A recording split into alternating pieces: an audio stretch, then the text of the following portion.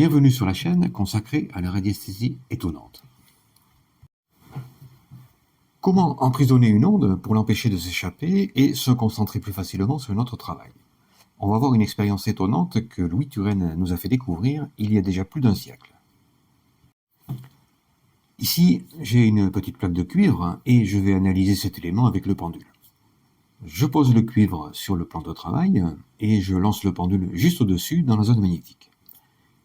Il gire à droite. Alors normal, le cuivre émet une onde magnétique positive et notre pendule la capte facilement. Mais en fait, si je déplace le pendule tout autour du cuivre, il continue de girer à droite.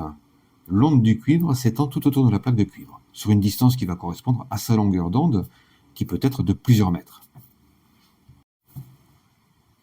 Je lève le pendule dans la zone électrique et il gire également à droite.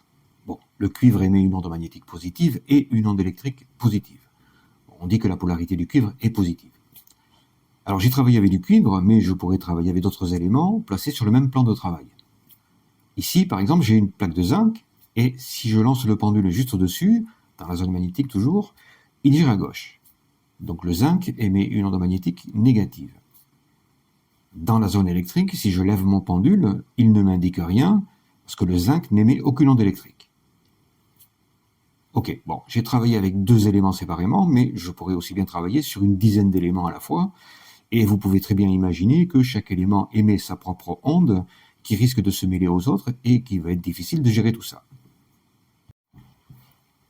Alors, je vais refaire le même exercice, mais cette fois, je vais placer une feuille de papier de couleur blanche sur le plan de travail, et poser la plaque de cuivre dessus. Je lance le pendule juste au-dessus de la plaque de cuivre, dans la zone magnétique, et il gire à droite, comme tout à l'heure. Donc il gire également à droite, tout autour de la plaque de cuivre, et si je déplace le pendule à l'extérieur de la feuille de papier, il arrête de girer et se met en mode recherche. En fait, il ne capte plus l'onde du cuivre qui s'est arrêtée net au bord de la feuille de papier.